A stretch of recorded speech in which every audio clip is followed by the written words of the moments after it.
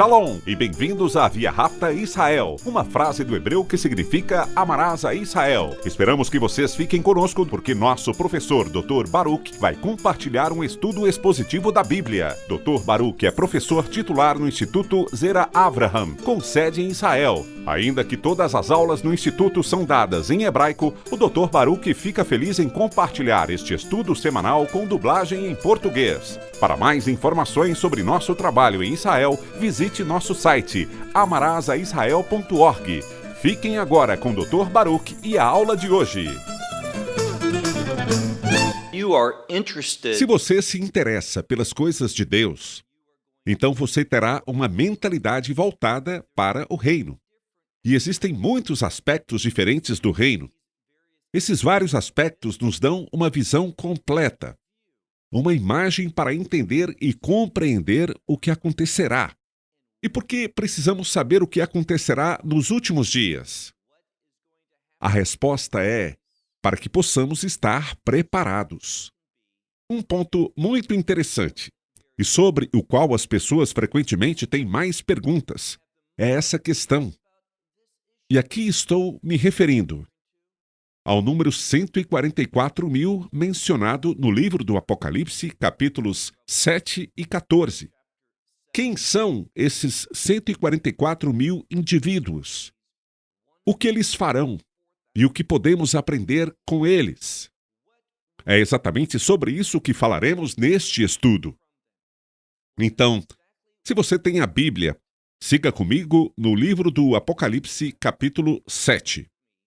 Vamos começar em Apocalipse, capítulo 7, e veremos o que a palavra de Deus diz a respeito desses 144.000. Queremos fazer algo um pouco diferente. Em vez de simplesmente consultar livros, artigos e outros vídeos para ver o que as outras pessoas disseram sobre esse assunto, não queremos trazer esses outros pensamentos para a nossa discussão. Queremos nos basear na palavra de Deus, no que as Escrituras dizem sobre ele. Porque, muitas vezes, o que vemos é que as pessoas ouvem determinadas coisas, são ensinadas a acreditar nessas coisas, e isso acaba moldando a forma como enxergam as Escrituras. Isso não é certo, isso não é bom. Uma das coisas sobre a qual estou falando é a seguinte. Quando olhamos para Apocalipse 7 e Apocalipse 14, e para as informações que a palavra de Deus nos dá a respeito desses 144.000, descobrimos que o que ouvimos frequentemente não é nada do que a Bíblia diz. Por exemplo, e já mencionei isso em nosso estudo anterior, é muito comum dizer que esses 144.000 são evangelistas judeus. E quando olhamos para a palavra de Deus, não encontramos nenhuma passagem nas Escrituras que ensine ou diga ao leitor que eles são evangelistas. Simplesmente não há base para isso. Nem há base para acreditar que eles terão sucesso como evangelistas e que trarão o maior avivamento espiritual que este mundo já viu. Eles não são aqueles que trazem um despertar espiritual. Na verdade, eu diria que no tempo de tribulação não há avivamento espiritual entre as nações. Vejamos novamente o que a palavra de Deus diz. Primeiro, vamos analisar o capítulo 7 e ver exatamente o que podemos aprender com ele. A primeira coisa que quero fazer é estabelecer os parâmetros. Preparar o terreno para o que vamos aprender. Se olharmos para Apocalipse capítulo 7, perceberemos algo. Nós aprendemos sobre a ira do Cordeiro. Lembremos que a palavra de Deus nos diz que todas as questões relacionadas ao juízo divino, foram dadas ao Filho. Ou seja, o Filho, o Messias, Yeshua, conhecido como o Cordeiro. O Cordeiro de Deus que tira todo o pecado. Foi por isso que ele morreu na cruz. Entregou a sua vida para que, não importa qual pecado eu ou você tenhamos cometido, possamos encontrar perdão. A cruz é suficiente. Foi um sacrifício perfeito pelo pecado, pelos pecados do mundo. Mas aqui está o que encontramos ao final de Apocalipse, capítulo 6. A mensagem é clara. As pessoas são medrosas. Quando digo pessoas, refiro-me aos que pertencem ao mundo. Não somos chamados a ser medrosos. Somos chamados a ser fiéis, a confiar nas promessas de Deus. Sabemos que as Escrituras nos dizem que a ira de Deus não virá sobre os seguidores do Messias. Portanto, aqueles que são mencionados aqui, os que têm medo, não fazem parte da comunidade de fé. Se lermos atentamente Apocalipse capítulo 6, a partir da segunda parte do versículo 16, veremos que eles têm medo. Eles estão dizendo às rochas, por exemplo, que caiam sobre nós e nos escondam, que nos ocultem. Por quê? Diz aqui, da face daquele que está assentado no trono e da ira do Cordeiro. Porque chegou o grande dia da ira deles. Isso significa que é iminente, está presente, mas ainda não caiu. Como sabemos disso? Bem, vamos ao capítulo 7. No capítulo 7, diversos anjos são mencionados. E há anjos que derramarão essa ira sobre a terra. E observe que há outro anjo. E eu te convido a ler o capítulo 7. Versículos 1 e 2. Que diz claramente que um anjo instrui os outros a não causarem dano à terra, nem provocarem a ira de Deus, até que algo aconteça. O que isso quer dizer? Bem, leia comigo o versículo 3. Aqui, novamente, a segunda parte diz: não danifiquem nem a terra, nem o mar, nem as árvores, até que... Aqui, preste atenção. Até que selemos os servos do nosso Deus em suas testas. Então ouvi o número dos que foram selados: 144.000 de todas as tribos de Israel. Isso deixa muito claro o que temos. E o que temos? Temos a palavra de Deus dizendo que os 144.000 mencionados no capítulo 7 são de todas as tribos de Israel. Agora, todas as tribos são mencionadas, exceto a tribo de Dan. Em vez de Dan, temos a tribo de Manassés. Há um grande significado nisso. Mas esse não é o propósito desse vídeo. Quero me concentrar nos 144.000 de forma mais completa, de forma geral, que trate completamente de seu propósito. Portanto, não podemos falar novamente sobre isso. Aliás, se você realmente quiser saber, pode ir ao nosso ensinamento do livro do Apocalipse, capítulo 7, e ler ou assistir o que eu ensinei sobre esse assunto, mas não é fundamental para esse nosso estudo. Então, o que podemos dizer?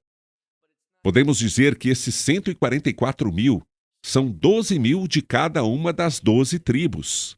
Então, 12 vezes 12.000 dá 144.000. E elas são seladas antes da ira de Deus. Isso é falso. Isso é tudo o que podemos dizer a respeito desses 144.000 com base no livro de Apocalipse, capítulo 7. Neste momento, não vejo como alguém possa argumentar contra isso. Que esses 144.000 seriam judeus e seriam de todas as tribos, representando todas as tribos de Israel. Isso é tudo o que sabemos. Elas são seladas com um selo em suas testas. Agora, não há absolutamente nada mais que possamos dizer sobre esse grupo do capítulo 7.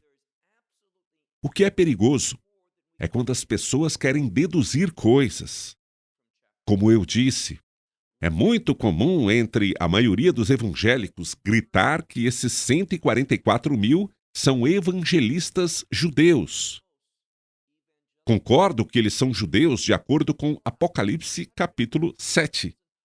Mas não vejo em nenhum lugar do capítulo 7 que eles sejam evangelistas. As pessoas dizem: se você olhar, verá que está escrito isso no livro de Joel. Não. No livro de Joel, nos diz que, nos últimos dias, antes da ira de Deus, Deus derramará o seu espírito sobre jovens, homens e mulheres. Há um ponto importante aqui. As mulheres são mencionadas entre os servos e servas, e elas terão sonhos e visões e também profetizarão. Nada disso tem a ver com o evangelismo. E o fato de as mulheres serem mencionadas nos leva a um ponto importante. Se incluirmos o que é dito, e logo chegaremos lá, em Apocalipse 14, sobre os 144 mil, veremos que esses mesmos indivíduos que se dizem evangelistas também mencionam que o texto os descreve como homens, e homens virgens. Falaremos mais adiante sobre o que isso implica. E eles querem dizer porque, depois do selamento dos 144 mil no livro do Apocalipse, o que vemos? Eu diria que vemos uma imagem do arrebatamento. Outros diriam, e quero ser justo, meu objetivo não é fazer com que você concorde comigo. Pelo contrário, meu propósito é apresentar pontos para que você estude por si mesmo e chegue às suas próprias conclusões, esperando que seja guiado pelo Espírito Santo e também pela Palavra de Deus, a fim de que possa examinar as Escrituras por conta própria e se apresentar aprovado. Queremos encorajar o estudo pessoal, o mergulho na Palavra de Deus para chegar à verdade, sem acreditar no que esta pessoa ou qualquer outra diz, ou mesmo no que eu digo. Esse não é o objetivo. É encorajá-lo a estudar a Palavra de Deus. Então, o que sabemos? Em Apocalipse 7, versículos 9 e 10, temos algo. Temos a visão de uma grande multidão. A Palavra de Deus diz isso.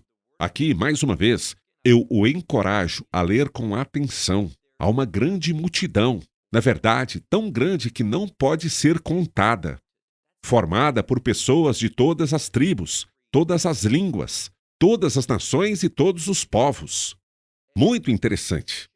Então, temos agora um grupo de pessoas. E observe que elas estão diante do trono de Deus.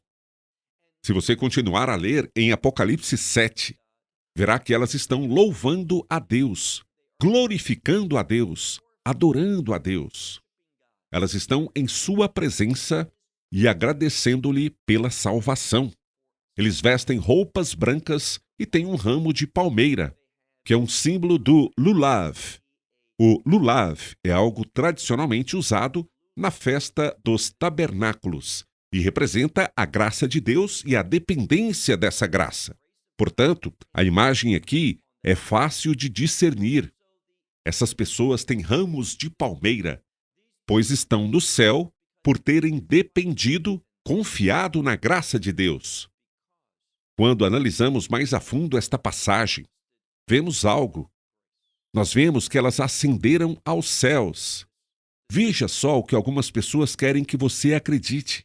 Elas dizem que, como o selo dos 144 mil acontece imediatamente antes dessa imagem, significa que esses 144 mil foram os que evangelizaram esse grupo e os levaram ao céu.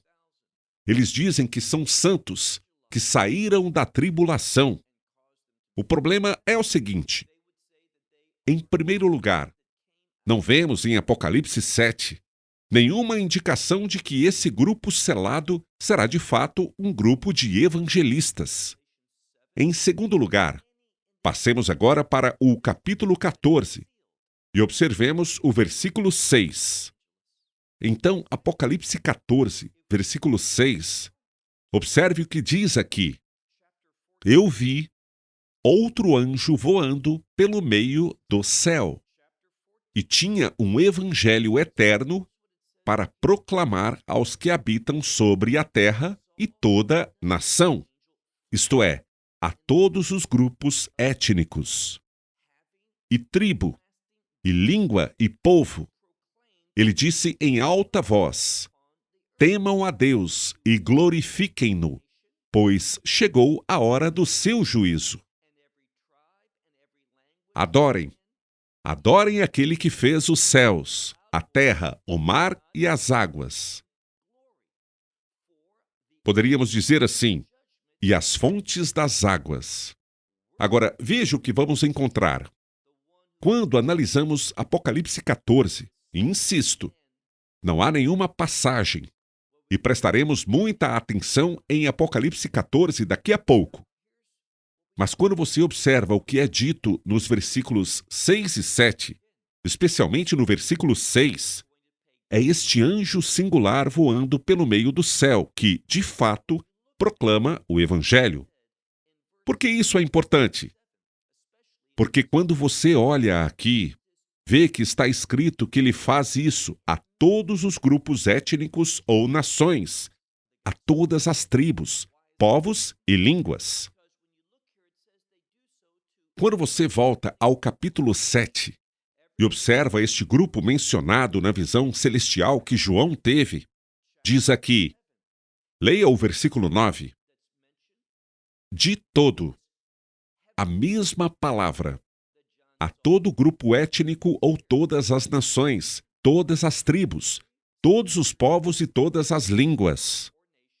Portanto, temos as mesmas 4 palavras, exatamente as mesmas 4 palavras que aparecem em Apocalipse, capítulo 14, versículo 6, para aqueles a quem o anjo falou. Essas são também as pessoas mencionadas. Onde? Em Apocalipse, capítulo 7, versículo 9. Agora, a outra coisa que precisamos perceber, que você encontra ao ler Mateus 24. Aqui, de novo, a palavra de Deus é muito específica. Precisamos prestar atenção ao que as Escrituras nos revelam. Usaremos esse mesmo exemplo em nosso próximo vídeo sobre os últimos dias. Mas quero desde já lançar os fundamentos, compartilhando agora essa verdade bíblica. Por favor, vá para Mateus 24, versículo 14, onde vemos algo semelhante. O versículo 14 diz: este evangelho do reino será pregado em todo o mundo como testemunho a todas as nações. E então virá o fim. Acho importante sublinhar este versículo. O evangelho precisa ser proclamado a todas as nações da terra, e depois disso virá o fim. A que fim estamos nos referindo? Precisamos perceber que a repetição de palavras tem um significado. E vemos isso muitas vezes em Mateus 24. A palavra fim, que aparece na primeira parte do capítulo. Mas que fim é esse? É o fim da era da igreja. Por que digo isso? Porque logo após o versículo 14, com a proclamação do Evangelho, e depois no versículo 15, ao mencionar a abominação da desolação, há uma mudança gramatical significativa em Mateus 24. Em vez de dizer vocês, referindo-se aos discípulos, e obviamente aos discípulos, aos crentes que estarão vivos nessa época, há uma mudança para Anshe Yudá, que significa o povo de Judá. Há uma ênfase em Israel. Por que isso é importante? Porque o fim da era da igreja acontece, e então Deus volta sua atenção para Israel, trazendo o remanescente de Israel, o povo judeu, que estará vivo nos últimos dias, ao fim dos tempos, trazendo-os à fé. Falaremos mais sobre isso em breve, mas observe como as Escrituras se encaixam. Temos a frase: antes da ira de Deus, o anjo passará proclamando o Evangelho. Também vemos que antes da ira de Deus se abater. Duas coisas acontecem em Apocalipse 7. O selamento dos 144.000 e este evento onde há uma grande multidão inumerável nos céus, louvando a Deus. Aqui está o que precisamos perceber. O livro do Apocalipse foi escrito usando recursos.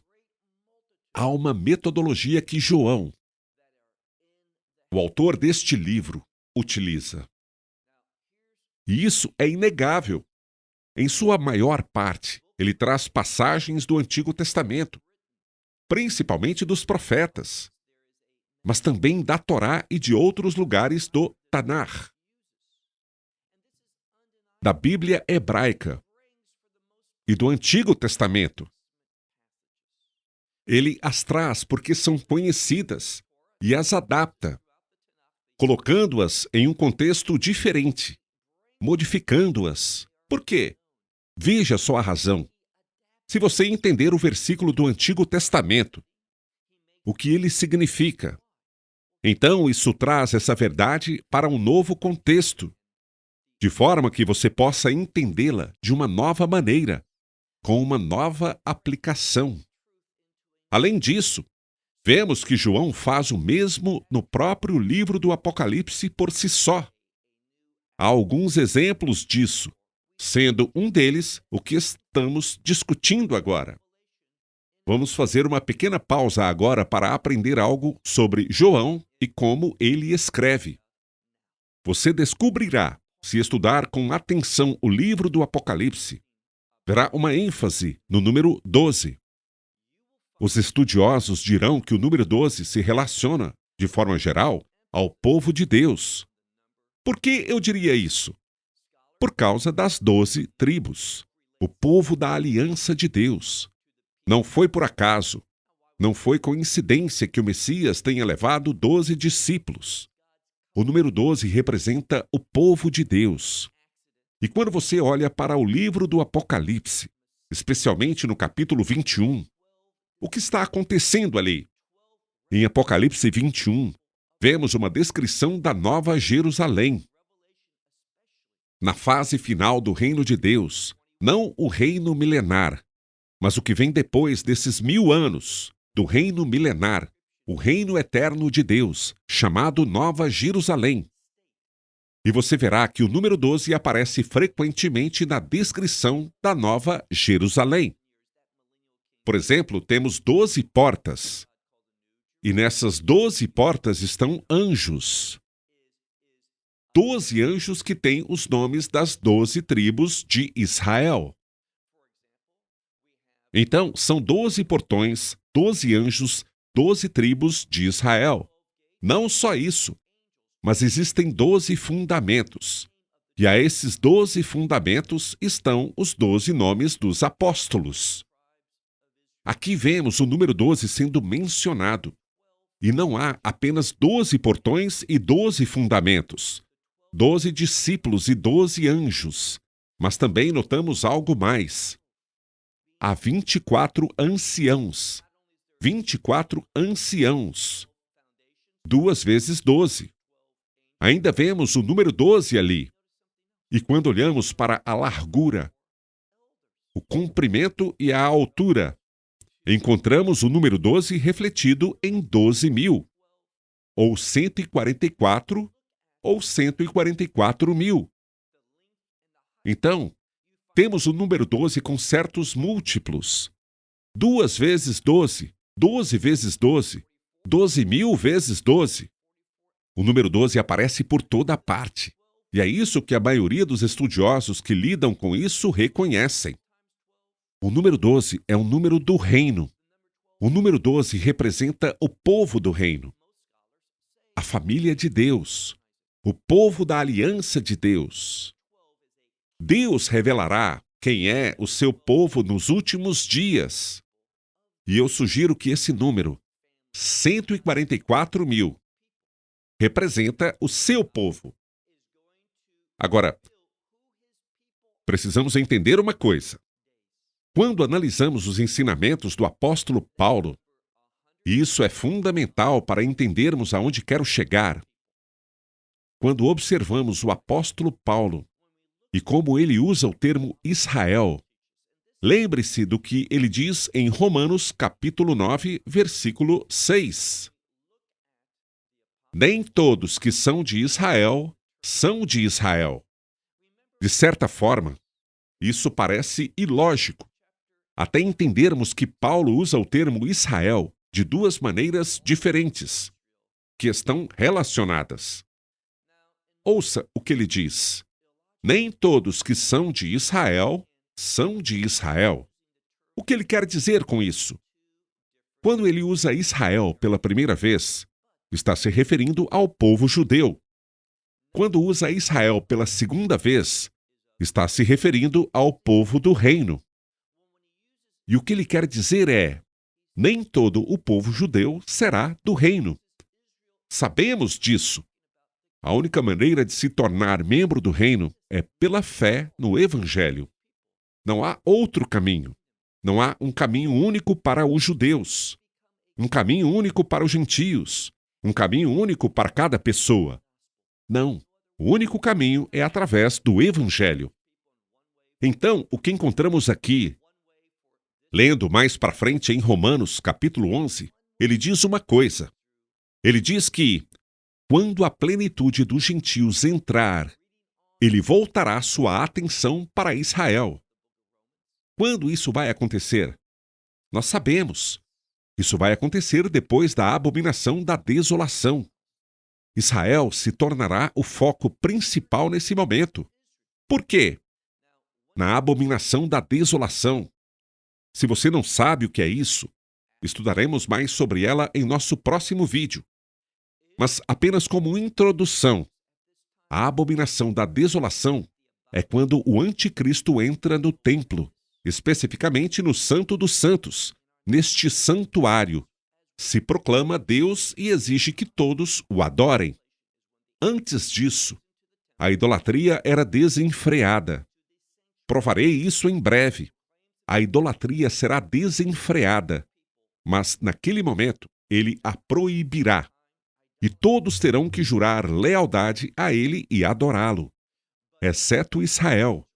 Israel passará por um período de sua pior perseguição por causa da rejeição ao anticristo. Em segundo lugar, precisamos perceber que 2/3 do povo judeu morrerão naquele momento por causa dessa perseguição. Mas haverá um remanescente que chegará até o fim. E o que eles verão? Eles verão os céus se abrirem. Estamos agora falando da segunda vinda, não do arrebatamento, a segunda vinda. O Messias virá e libertará Israel de todas as nações do mundo daquele império maligno que o anticristo governará. O Messias os julgará e os lançará no lagar da ira de Deus. Falaremos mais sobre essa verdade em breve. Então, o que temos no livro do Apocalipse, leia com bastante atenção, é que antes da ira de Deus haverá um selamento das 12 tribos, 12.000 de cada uma, 144 mil. Então vemos essa grande multidão nos céus. E depois, o que acontece? Começa a ira de Deus. Veja bem o que eu estou dizendo. Vemos o número 12 se referindo ao reino, e 144 mil são as pessoas do reino. Ouça com atenção o que estou dizendo. Quando olhamos para o livro do Apocalipse, capítulo 7, há 144 mil judeus que são selados. Eles são selados porque passarão pelas pragas finais, pela ira de Deus. Mas Deus vai distingui-los das nações. Tudo isso é muito semelhante ao que vemos no Egito.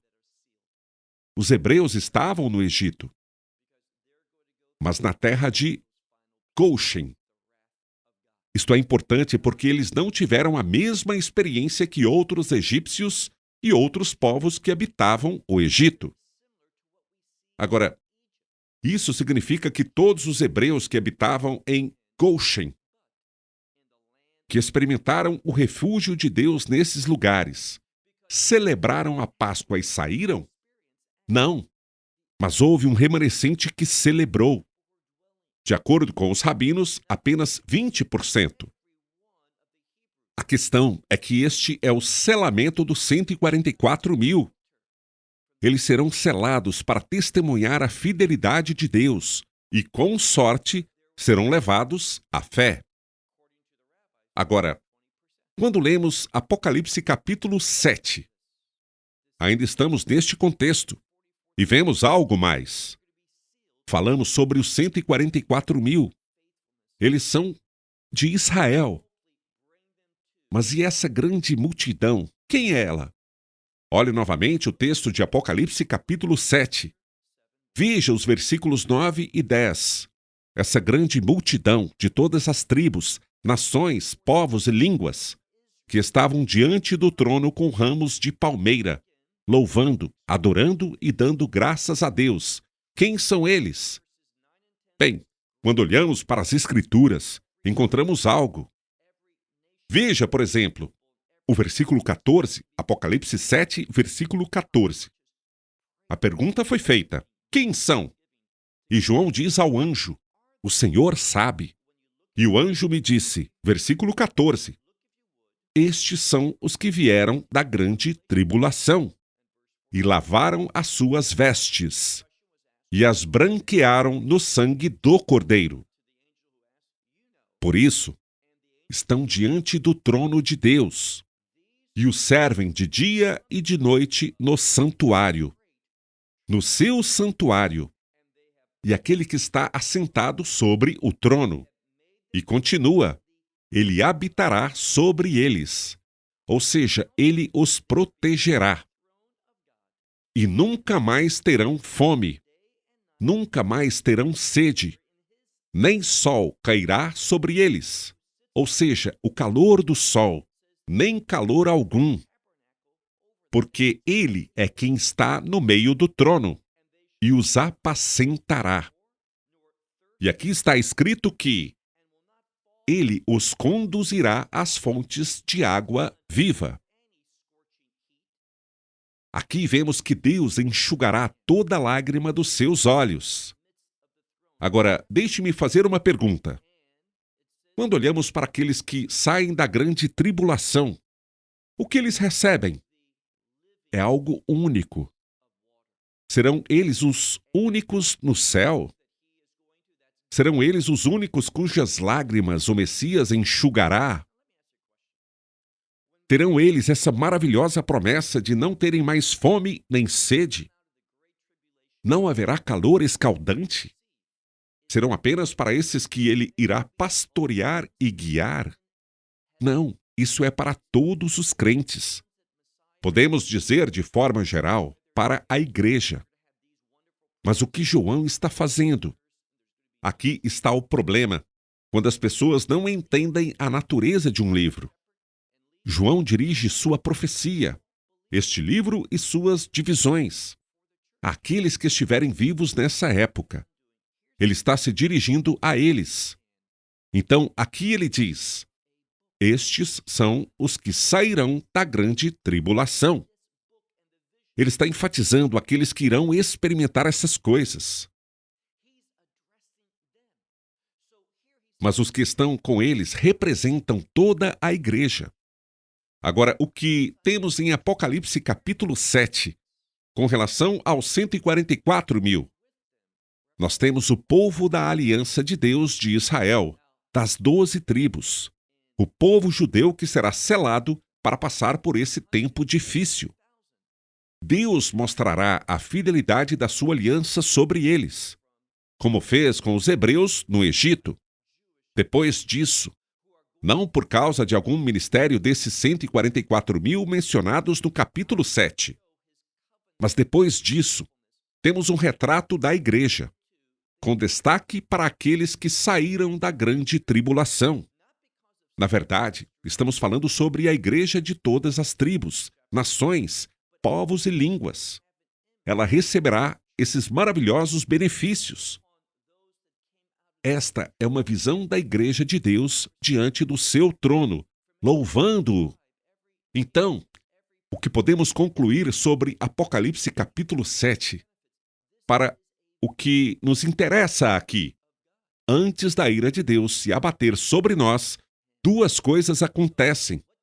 A primeira é que os 144.000 judeus de todas as tribos serão selados. Em segundo lugar, nos versículos 9 e 10 e seguintes, temos uma descrição do arrebatamento. Há uma ênfase naqueles que estavam vivos nos últimos dias e que tinham um poderoso testemunho. Mas isso inclui todos os crentes. Resumindo, os 144.000 mencionados no capítulo 7 são judeus, não são a igreja. São judeus selados com o propósito de chegarem ao fim quando o evangelho for proclamado, quando o Messias retornar e seus olhos contemplarem e chorarem por aquele que foi traspassado. Esses são os 144.000. É isso que estou compartilhando com você. É isso que você deve anotar e aprender. Os 144.000 representam um povo do reino de Israel, que ele reconhecerá colocando um selo sobre eles. Mas como ainda não são crentes, não fazem parte do arrebatamento. Esse grupo mencionado nos versículos 9 e 10 em diante passará por um período em que a ira de Deus será derramada. Os que são mencionados nos versículos 9 e 10 em diante serão levados para longe da ira de Deus. Aprenda uma outra coisa. Precisamos lidar com as frases a grande tribulação e grande tribulação. São dois termos muito diferentes. A grande tribulação e grande tribulação. O termo a grande tribulação é reservado para aqueles que sofrem perseguição e tribulação por causa do nome de Yeshua, Jesus. Eles têm fé e testemunho no Evangelho, e a resposta correta ao Evangelho. E a razão pela qual é chamada de a grande tribulação, com artigo definido, é que isso a especifica. Por quê? Porque a tribulação que enfrentaram foi por causa do Messias. Quando você olha em Mateus 24, versículo 21, diz que o povo terá grande tribulação, e não a grande tribulação, mas grande tribulação. Do que estamos falando? Grande tribulação se refere a Israel, aquilo pelo que eles vão passar, porque foram selados para a grande perseguição que sofrerão. Descobrimos aqui que, de acordo com a profecia, muitos judeus perderão suas vidas, 2/3. Mas haverá um remanescente que será preservado e chegará na vinda, na segunda vinda do Messias. Agora, vamos ao capítulo 14 do livro do Apocalipse. Um capítulo muito importante, porque fala muito mais sobre esses 144.000. Antes de passarmos para ele, veremos o capítulo 7 do livro do Apocalipse. Entendemos que os 144.000 representam Israel, o povo judeu, de forma coletiva, não um número literal de 144.000. Por quê? Lembre-se que 12, 24, 144, 144.000 são todos múltiplos de 12 e representam o reino. Refere-se a um povo do reino. Então, em Apocalipse 7, temos o povo do reino representado pelo povo judeu, que chegará à fé nos últimos dias. Através de quê? Principalmente porque eles veem o retorno do Messias com seus próprios olhos. Eles contemplam, como eu disse há pouco, aquele que foi traspassado. Mas agora observe Apocalipse capítulo 14, versículo 1. João está falando. Ele teve uma outra visão. E olhei, e eis que estava o cordeiro de pé. Se você prestar atenção, verá que essa frase em grego está no tempo perfeito. O que isso significa? Indica uma ação que aconteceu no passado, que é verdadeira agora e continuará a ser no futuro. Portanto, esse versículo fala sobre o Cordeiro, que é o Messias, que está de pé. Onde? Sobre o Monte Sião. O Monte Sião é uma referência ao reino. Esta é uma imagem celestial. Por que digo isso? Continue a ler. E com ele estavam 144.000, que tinham o nome de seu pai escrito em sua testa. Ou seja, seu se refere ao Messias, o Messias Pai, Deus Pai. O importante aqui é que diz que em suas testas estava o nome dele escrito, o que significa que não é algo novo. Não é algo que acabou de acontecer, mas algo que foi verdade no passado, é no presente e se estende ao futuro. É o mesmo tempo perfeito que está sendo usado aqui. Eu ouvi uma voz dos céus como a voz de muitas águas, e como a voz de um grande trovão e a voz. A palavra voz aqui pode ser substituída por som. É a mesma palavra em grego. Continuando. E a voz ou som que ouvi era como de arpistas, que tocavam as suas harpas, ou que tocavam com as suas harpas. E observe isto. E um cântico novo, cantavam diante do trono, e diante dos 4 seres viventes e dos anciãos, e ninguém podia aprender aquele cântico. Assim, o que entendemos aqui? Esta é uma visão celestial. Por quê? Sião é mencionada, uma palavra do reino, mas Sião, neste caso, refere-se ao reino dos céus. Por quê? Porque onde eles estão? Eles estão diante do trono. Quem está lá? Os 4 seres viventes. Esses 4 seres viventes são mencionados nos livros dos profetas e também em outros trechos do livro do Apocalipse. Onde eles moram? No céu. E então temos os anciãos. Estes são os anciãos celestiais. Portanto, não há o que discutir. É fato que os 144.000 estão com o Messias, o Cordeiro. E onde estão? Nos céus. Isso nos ensina algo. Vemos aí um problema. Temos os 144.000 em Apocalipse 7 que estão na terra. Eles são selados e passarão pela ira de Deus. Mas estes 144.000 estão no céu. Lembre-se, estamos no capítulo 14, no capítulo 13. Temos uma recapitulação. Se olharmos para o capítulo 13, ele fala sobre a primeira besta que surge das águas turbulentas. A besta se refere a um império. Então a primeira besta é um império que surgirá para governar todos os povos e todas as nações. E surgirá em um momento de instabilidade. Será o resultado das dores de parto. O que vemos aqui a respeito dessa primeira besta é que ela será muito hostil aos crentes. Vemos isso em Apocalipse. Vá lá e procure o capítulo 13, nos versículos 7 e 8. É indiscutível. E então há uma segunda besta. Essa segunda besta surge da terra. E terra significa estabilidade. Essa segunda besta tinha chifres como um cordeiro, mas falava como um dragão. Quem é ela? O anticristo. E quando as coisas se estabilizarem neste império maligno, o líder que assumirá o controle será o anticristo. E ele começará a perseguir, levando as pessoas a quererem segui-lo. Ele fará sinais e maravilhas e fará com que as pessoas recebam a marca da besta na testa ou no antebraço. É isso que vemos no capítulo 13. Mas quando chegamos ao capítulo 14, somos imediatamente levados aonde? Aos céus. Quem são essas 144 mil pessoas que agora estão na presença de Deus? E quando foi que elas chegaram à presença de Deus? A palavra de Deus é muito específica.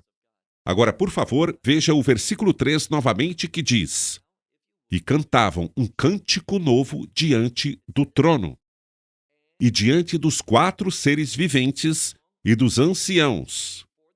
E ninguém podia aprender aquele cântico, exceto os 144 mil que, preste atenção aqui, que foram redimidos da terra. O que isso significa? Eles são seres humanos, não criaturas celestiais, mas foram redimidos da terra.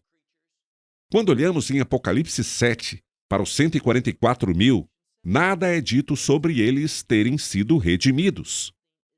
É por isso que eles têm que passar pela ira de Deus. Eles serão selados por causa da queda da ira de Deus. Mas este grupo é diferente. Eles são fortemente identificados com o Messias, com Yeshua.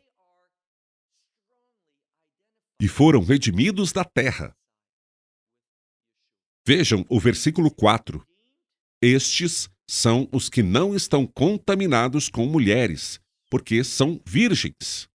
Agora, preste atenção nisso, porque o que ouvimos tantas vezes... Na verdade, há um professor bíblico a quem respeito, de quem gosto. Ele me ensinou muito. Mas, por outro lado, eu posso estar errado. Todos podem estar errados. E, neste caso, acredito que ele está errado. Veja o que a passagem diz.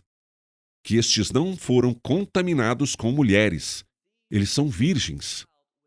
O que ele de fato diz é que eles são celibatários. O que significa que ele está dizendo: as coisas ficarão tão agitadas e caóticas nesse momento, e eles estarão tão comprometidos que não terão tempo para se casar, para encontrar uma esposa e se preocupar com essas questões. Bom, quando você estuda o conceito de virgindade, não se trata de alguém que diz: ah, não encontrei a pessoa certa, eu ando muito ocupado, tem muita coisa acontecendo. Não. A virgindade é sempre mencionada como uma decisão com o objetivo de aliança, com o propósito de casamento. É por isso que eu quero chamar a atenção das pessoas. Se pensarmos que o celibato é mais sagrado do que o casamento, que se baseia em uma aliança ou casamento bíblico, isso não é verdade.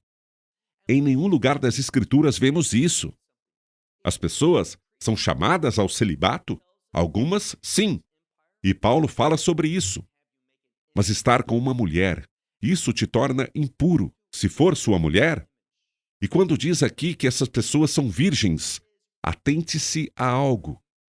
Se você buscar o capítulo anterior, verá que a besta, o império, exigiria que você fizesse uma imagem e adorasse essa imagem, esse império. A idolatria será desenfreada durante esse período, sob a administração do império do anticristo. Mas esses 144 mil indivíduos não cometeram idolatria. Muitas vezes, o que está escrito aqui é que eles não se contaminaram com mulheres, pois são virgens. O versículo 4 fala sobre eles não sucumbirem à idolatria. Eles não receberam a marca da besta no braço ou na testa. Não fizeram aquela imagem para se curvarem diante dela. Observe uma outra coisa. Ainda no versículo 4 diz: estes são os que seguem o Cordeiro para onde quer que ele vá. Estamos falando daqueles que têm um forte compromisso de obediência ao Messias. Certamente não vemos isso em Apocalipse, capítulo 7. Estes são os que, dentre os homens, foram redimidos. Eles são, observe, como primícias para Deus e para o Cordeiro. As primícias. Isso é importante porque o termo primícias está associado ao Messias. Ele é o primeiro fruto e está associado ao dia em que ele ressuscitou dos mortos. Que dia foi esse? Rashid, um dia especial, chamado primícias. Primícias também tem uma conotação de vitória. Então, quando o texto diz, estas são primícias para Deus e para o Cordeiro, eles têm a vitória de Deus por meio do Cordeiro. Da mesma forma diz, e na sua boca não se achou. O texto em grego, na versão de Nestle Aland, diz nenhuma falsidade ou mentira. A versão dos textos receptos diz engano. É semelhante, mentiras ou engano. Engano é bem semelhante. E esses são os tipos de diferenças que encontramos em manuscritos. Duas palavras muito semelhantes, mas duas palavras diferentes com significados muito próximos. Continuando, porque são irrepreensíveis diante do trono de Deus. Aqui, mais uma vez, este grupo está diante do trono de Deus. Eles estão no céu. Observe o que vemos no versículo 6. Nós já lemos isso. Nesse versículo 6, percebemos uma coisa. Percebemos que essa proclamação do Evangelho não é boa para ser feita pelos 144.000. Em nenhum lugar está escrito que eles são evangelistas judeus. Em nenhuma passagem. É tudo fruto da imaginação de alguém que ouviu, repetiu, muitos acreditaram e muitos ensinaram. Mas isso não é bíblico. Não existem 144.000 evangelistas judeus celibatários. Existem indivíduos. 144.000. Creio que esse é um número simbólico. Esses 144.000 se referem ao povo do reino, que está no reino dos céus. E o que entendemos com isso? Nos versículos 6 e 7, vemos uma passagem que nos diz algo. João está falando e diz, eu vi outro anjo voando pelo meio do céu, e tinha um evangelho eterno para evangelizar, para proclamar aos que habitam sobre a terra. Mais uma vez, ele diz, a toda nação e tribo, a toda língua e a todo povo, dizendo em grande voz. O que ele disse? Temam a Deus e glorifiquem-no, pois chegou a hora do seu juízo. Adorem aquele que fez os céus, a terra, o mar e as fontes das águas. Aqui está uma proclamação. Para o quê? Para receber o Evangelho. Isso acontecerá. Quando? Sabemos quando acontecerá. Essa proclamação ocorrerá antes da ira de Deus se abater sobre nós. Satanás está muito ativo por meio do anticristo neste império. Mas observe o que diz o versículo 8. No versículo 8 temos uma prefiguração. O texto nos diz que um segundo anjo o seguiu, dizendo, caiu Babilônia, a grande cidade que fez todas as nações beberem do vinho da ira, da fúria. Aqui se refere ao império maligno, da sua imoralidade sexual ou da sua prostituição. Então Deus está vindo para fazer o quê? Para colocar sua ira sobre aqueles que cometeram o quê? Imoralidade. E isso é idolatria. E claro, a imoralidade sexual faz parte da idolatria. Leia, por exemplo, Números 25. O que encontramos é que o ato sexual muitas vezes acompanha a idolatria. Mas aqui está falando disso de uma maneira diferente. Falando da própria idolatria como essa imoralidade. Versículo 8. Um segundo anjo o seguiu, dizendo, isso é sobre Babilônia. Veja o versículo 9. E um terceiro anjo os seguiu, dizendo em alta voz, se alguém adorar a besta, isto é, esse império, e a sua imagem, e receber a sua marca na testa ou na mão, também beberá do vinho da ira de Deus, que foi derramado sem mistura no cálice da sua ira. Será ainda atormentado com fogo e enxofre diante dos seus santos anjos e diante do Cordeiro. Ora, o que vemos aqui? Vemos essa proclamação do Evangelho, essa instrução para adorar aquele que fez o céu e a terra, o mar e tudo o que neles há. E depois surge essa proclamação. Babilônia caiu. Na realidade, ela não caiu. Isso é o que está sendo proclamado. O que vai fazer com que Babilônia caia? A ira de Deus. Então, o que vemos aqui é esse grande número de 144.000 pessoas que têm uma ligação com o Cordeiro. Não diz nada aqui sobre elas estarem ligadas às 3 tribos de Israel. Não diz que são evangelistas judeus. Não diz muitas coisas que se ouve por aí. Não. Os 144.000 são a igreja. É isso que eles representam em Apocalipse 14. No capítulo 7 de Apocalipse, o número 144.000 é simbólico. Representa o povo do reino. Mas os judeus, os que são de Israel, que chegarão à fé nos últimos dias, no fim, Deus os marcou. Ele os está separando para levá-los à salvação. Agora eles têm que recebê-la. E eles receberão. A grande maioria receberá. Mas aqui, quero parar por um momento e dizer algo. A razão pela qual é ridículo dizer que haverá o maior despertar espiritual da história da Terra por causa desses 144.000 evangelistas judeus é que não vemos esse tempo de tribulação, esses últimos 7 anos, como um tempo em que os gentios chegam à fé. Por que digo isso? Não digo levianamente, mas se você olhar, por exemplo, vamos examinar 2 trechos das Escrituras, voltando a Apocalipse capítulo 9. Veja o que diz o versículo 20. Ele fala sobre os juízos das trombetas. Primeiro, os selos são quebrados. E o 7º selo diz respeito a, ou melhor, contém, tudo o que se segue no livro do Apocalipse, incluindo o que temos aqui, os juízos das trombetas. São juízos horríveis, relacionados à ira de Deus.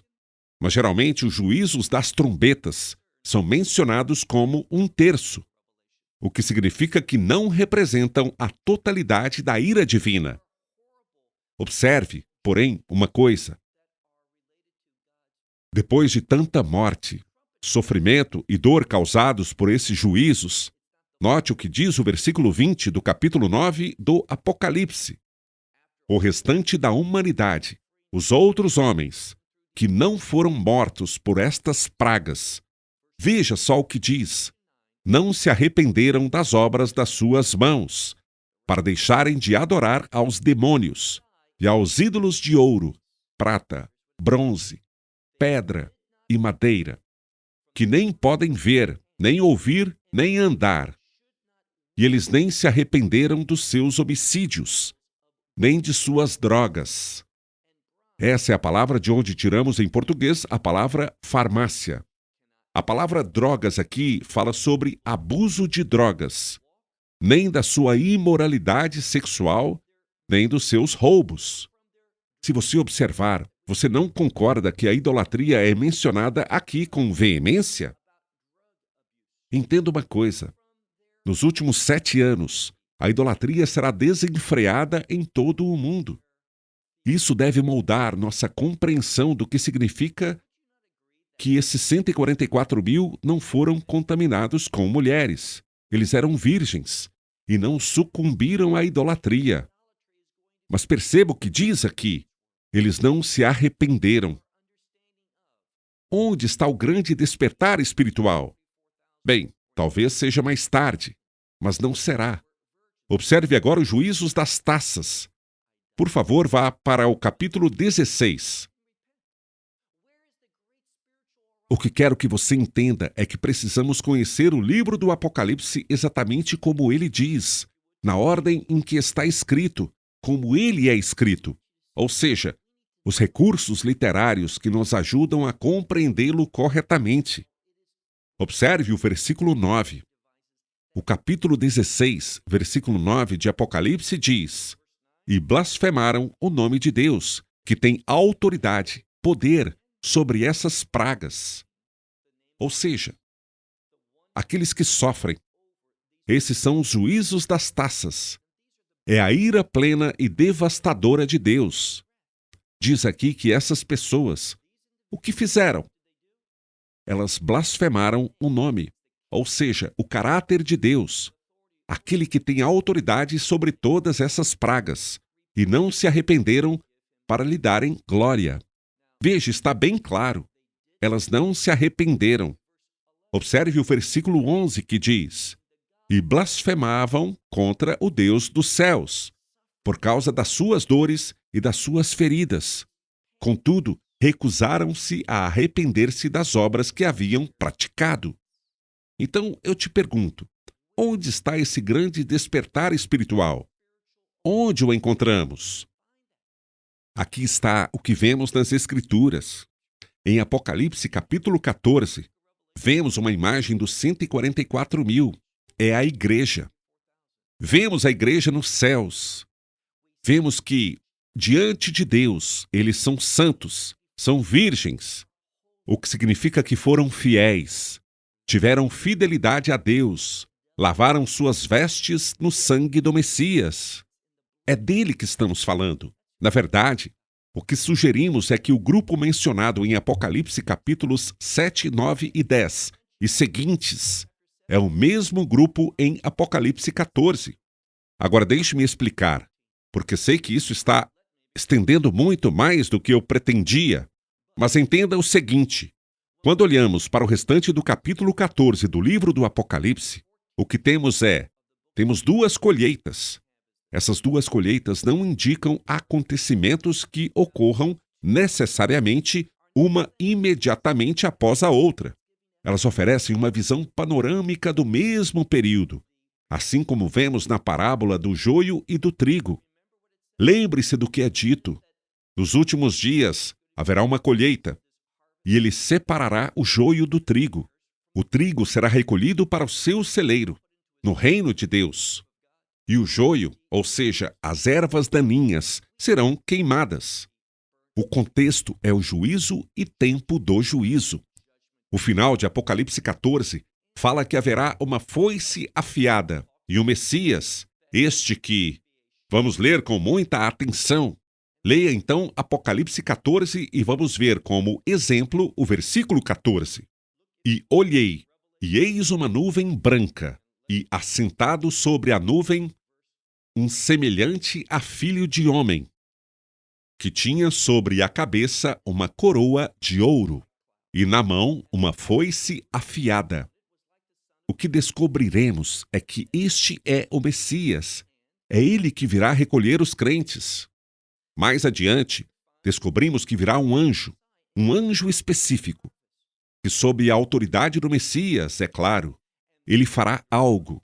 O quê? Ele virá para recolher. Esse anjo também terá uma foice afiada. Ele também recolherá e reunirá. Estou lendo o versículo 18, mais perto do final. Ele colherá os cachos da vinha da terra. As uvas serão pisadas e lançadas. Os anjos as lançarão. Esse anjo lançará a sua foice afiada sobre a terra. Ajuntará a vinha da terra e a lançará no lagar da ira, no grande lagar da ira de Deus. E ali, neste lugar, eles sofrerão a sua ira de tal forma que o sangue chegará até a altura dos freios dos cavalos, e jorrará por 1.600 estádios. Esses 1.600 estádios equivalem a aproximadamente 200 milhas, ou em quilômetros pode chegar a 300 quilômetros. Assim será o fluxo de sangue. E tudo isso nos diz algo. Exatamente o que Paulo afirmou na Epístolas aos Romanos, capítulo 11. Porque ali ele declara que Deus trabalhará com os gentios até que a plenitude dos gentios seja alcançada. Depois, então, ele irá para Israel, e Israel será salvo.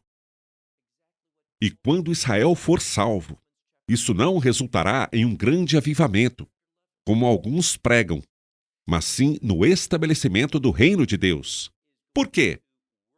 Porque está escrito: se o fracasso de Israel significou a salvação das nações, não de todas as nações, nem de todas as pessoas, mas de um grande número.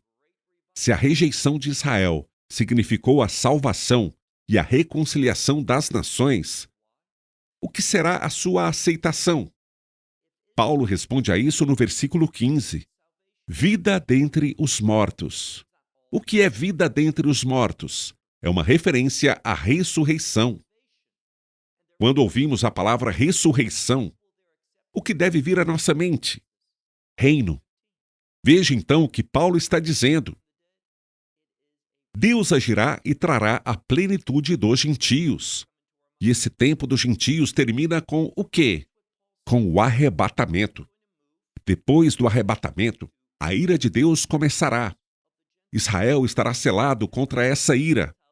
Isso não significa que eles não sofrerão perseguição. Sofrerão, sim, o pior tempo de aflição vindo do inimigo, o anticristo. Esse tempo virá. Mas enquanto a ira de Deus se derrama, veremos que isso conduzirá Israel a um estado de dependência. Então eles dirão: onde está o Messias? Bendito seja aquele que vem em nome do Senhor. Onde ele está? E ele virá facilmente para o Armagedom. Ele derrotará esses vastos exércitos que estão subindo para atacar Jerusalém. E ele os derrotará. O sangue correrá por 300 quilômetros, por 180, 200 milhas, na altura da rédea de um cavalo. Israel olhará para o seu Redentor, o Libertador, e está escrito: e todo Israel será salvo.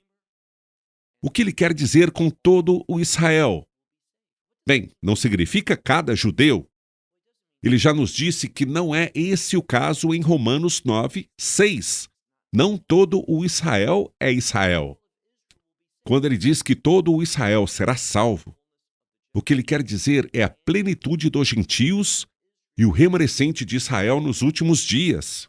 E o que vemos aqui é que este capítulo 7 do Apocalipse fala, de modo geral, sobre aquele povo judeu que virá à fé no Messias e que se tornarão o povo do reino. É o que vemos em Apocalipse capítulo 7. Os 144 mil, eles se relacionam simbolicamente com Israel chegando à fé.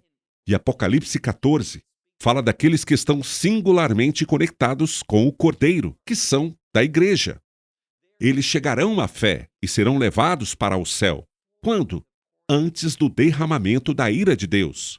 É isso que vemos quando estudamos Apocalipse, capítulo 14. Então, concluindo, quem são os 144 mil?